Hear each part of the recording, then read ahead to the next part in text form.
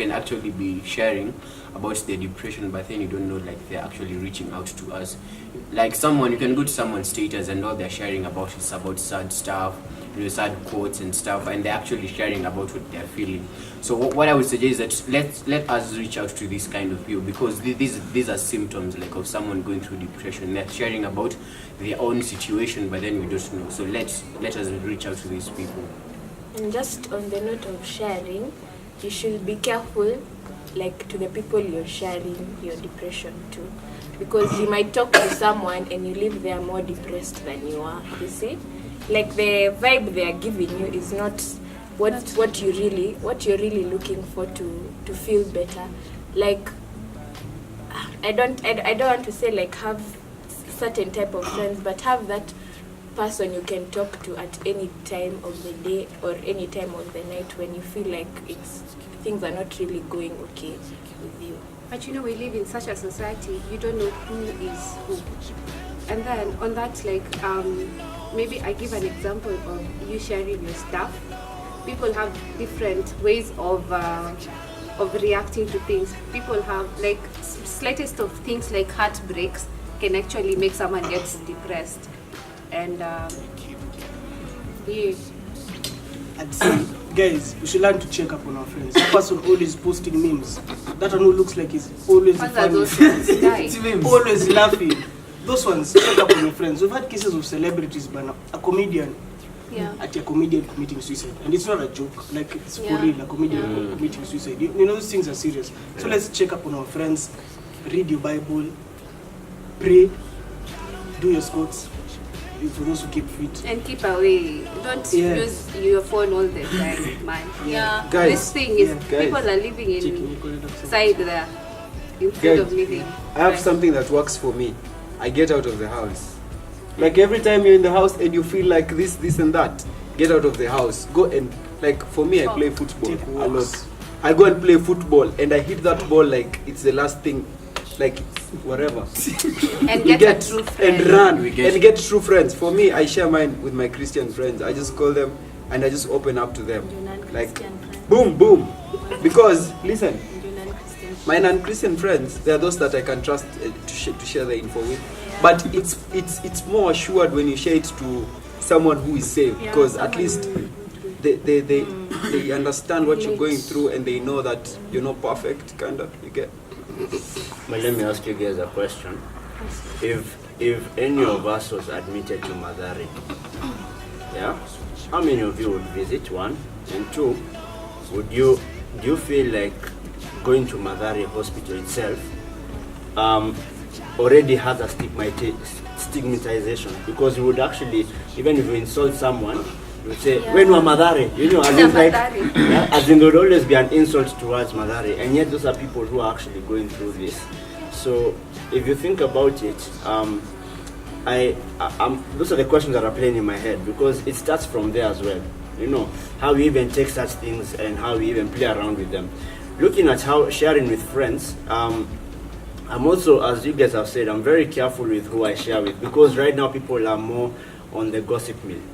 They're more on this person, I'm better than you. People actually want to share so that they can feel like they're better than you, and rather than actually making it look like I'm more willing to help. And sadly enough, I feel that just as the Bible, like faith without action is dead, I think that we literally need to do more of action. Love is a verb, right? And if you're going to say, it's better showing it, or rather doing it, rather than actually saying it. Because even looking at it, I'm so sure that if you guys were to post up a very depressing status, you'll have over 100 status views, but no one will ask. So true, right? So true. I'll give you a good story of someone that I had experience with. She was somewhat, not really a socialite, but she was somewhat a socialite. And she posted a video of this socialite who would like try and picture that she's so perfect, but when she's alone, she's crying. She's not as perfect as everyone used to think. She's the type of person, even in that video, it will show that should have enough money to travel around the world, but deep down she was sad and she was lonely and all. So when she posted that, people commented and said, I know someone like that. And then I texted and asked her, is everything okay? And she told me, you're the only person who has asked me, is anything okay? Because everyone told me I know someone like that. So initially, now from that I think that even for us, basically our approach on such issues comes to now thinking, by the way, we're going, and I'm so sure right now if I was to open my status, I'm going to see a depressing meme. I am so sure. And I'm so sure that sadly enough, I might actually just press skip, or I realize hii kitu inakula bundles. So what will happen then is that you'll find that you'll just end up passing. And even when people want to comment, let's say someone puts a verse, yeah, but then they're trying to relate to that verse, yeah, because they feel like they're going through something depressing. If someone says Hebrews, they say next. Because for them, this Bible doesn't even relate to them. You know, it's like, no, this is not even. And maybe there's some more message, there's a deeper message in that, because someone was trying to say, by the way, I'm crying out here, and I need your help. So I feel that and even when someone says, I want to talk to you, and then they talk to you via, text, it doesn't even work, by the way. Text are the worst. Yeah, it doesn't even work. And at the same time, you also realize, even audio sometimes, I think I'd rather want someone to we'll meet up and they cry and I can hold them there and then, rather than I'll say, okay, you just send an audio and tell me how you feel. And then what happens is that you black out. So that whole night, the person is waiting for your response, and before you know it, when you check up on them the next morning, they tell you, no, don't worry, I'm fine. Because and it happens a lot. It does happen. Example of that, you go through something that's so heart aching, and that true friend of yours realizes that you're not okay, so they reach out, they call you, and then after that night you've talked, you've let it all out, the phone hangs up, and the person sleeps, you're going to cry the whole night, then you wake up feeling better, and you haven't solved really anything. Yeah, there's a touch in meeting someone and just being there for them, just listening, hugging them. Yeah. Okay guys, so generally we can all agree that we should be a safe space to everyone, and it's not only when your friend calls you or when you see someone else's statuses. It just starts with the subtle things, how they walk, the demeanor, how they say good morning today. If you are a safe space to someone, that person would feel free enough to express it to you and tell you, this is what I'm going through, and I don't know how to go about this issue. So be good, guys.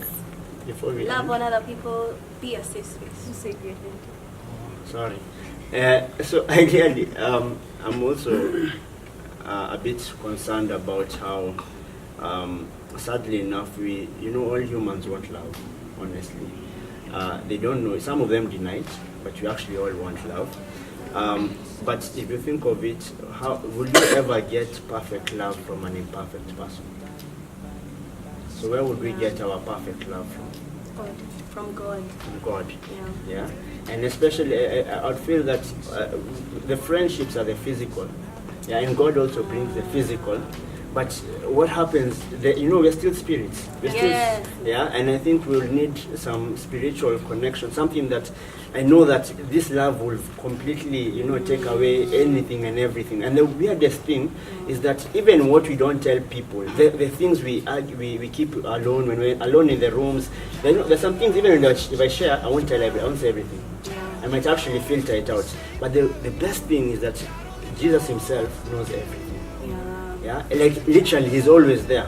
So I believe that for him he's more like, I honestly do love you. I died for you and everyone else in this world, and I want to be there for you. I didn't die for you because so I can leave you alone or forsake you. I died for you because I want to be there for you. Yeah. And I would feel that as he brings people, because God also brings people to your life. There are people who are actually intentional on wanting to be in your life to help you, and as he brings those people, may those people also still direct you to the perfect love, so that you don't rely also on this person who will be broken like you. True. And then both of you. I love it. The mistake, by the way, you've actually opened up my mind. The mistake that we make is we are supplementing, we are using God's love to supplement the love that we receive from other people. That's the mistake. We are supposed to supplement God's love with the love that we receive from other people. Because we live in a selfish world, you know, in a world where everyone wants things that benefits them. And the question we should ask ourselves is, what do we do when there's no one to fix us in that moment of depression? If the love that you have is from God, the greater part of it is from God, and it's being supplemented by horizontal love that you receive from other people, when there's no one to fix us, you realize that God's love fixes you. I love that point. I think I'd second it by saying how sometimes God will take you to a place where there's literally no one who can rescue you. There's no one who can come and take that pain away.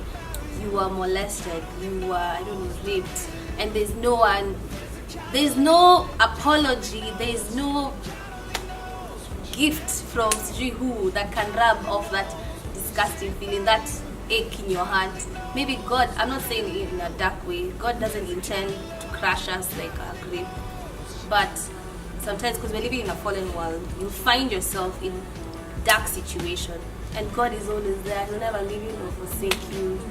His word, His very presence is a yoke-breaking presence. It can uplift you up and take you to a whole other level where you never imagined you'd be. And you can find, yes, you can try therapy and all these other things, and they work, but God is 100% assurance.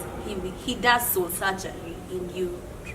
And that's instantly. eternal. And that's a healing that you can't compare it to any other thing. I mean, take someone who has, I'll give an example, Corrie ten Boom, who forgave the murderers of her family. That is not a normal type of forgiveness. God knows what assault she went through.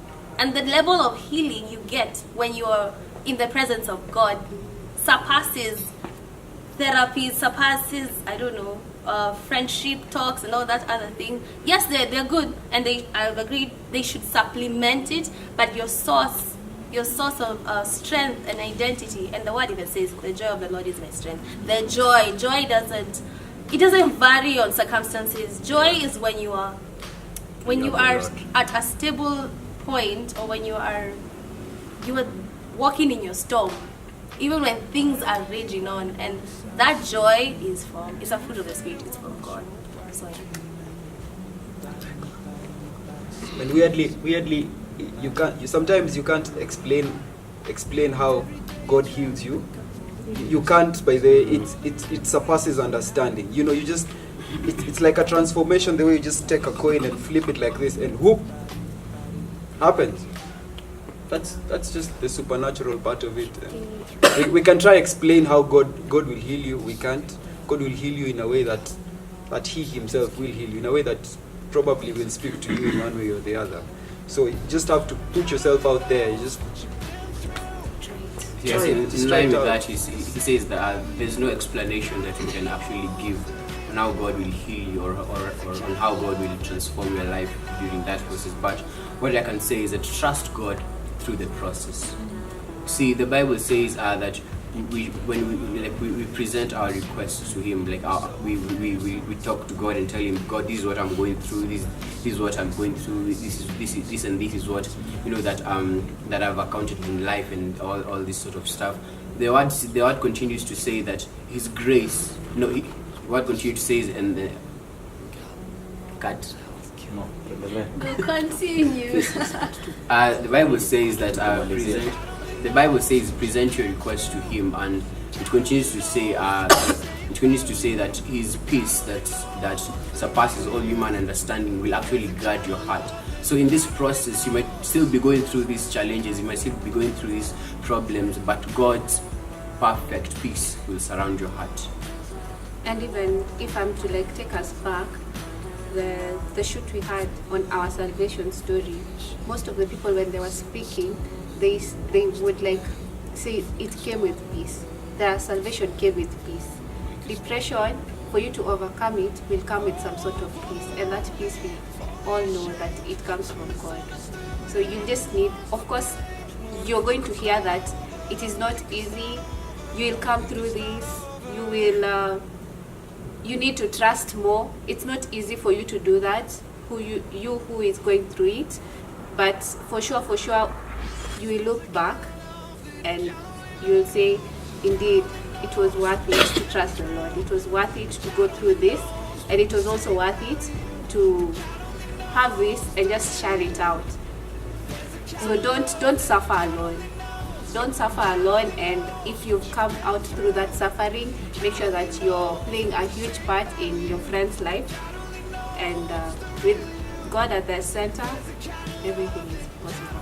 And also, like, there's that kind of love that God only knows. It's only God who can offer you that love, not even your parents, not even, like, no one else can offer you the love that God is going to offer you. So you might source for help in all different directions from people, but at the end of the day, you're supposed to turn to God. God is supposed to be your only option at the end of the day. Listen to good music, good gospel music.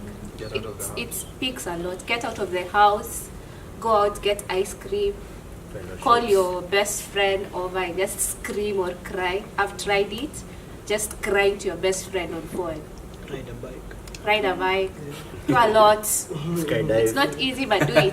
Buy KZ food. Go. So guys, as we wrap up, we know we couldn't discuss into all the issues that are patent with depression, but we'd like to encourage you out there, if you're going through that issue, or if you know someone who's going through depression, to reach out to an organization or a friend, or you yourself, be a safe space today.